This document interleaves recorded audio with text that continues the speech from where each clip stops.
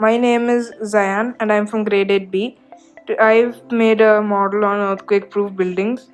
To start with, earthquake-proof buildings have shear walls, that means strong walls that can resist lateral forces. They're made of materials like concrete and are very important at areas of high seismic activity. The supports that you see intersecting each other to form X shapes are called cross bracing. Cross bracing distributes enough force to enable a building to move safely during an earthquake. An earthquake proof building also has steel frames that can sway, which enables a building to move safely. Then, under the building, deep inside the foundations, there are base isolators or rubber shock absorbers.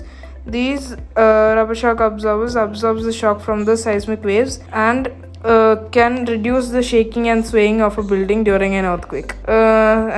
Finally, we have open areas outside the buildings for people to assemble in case of emergencies. Thank you.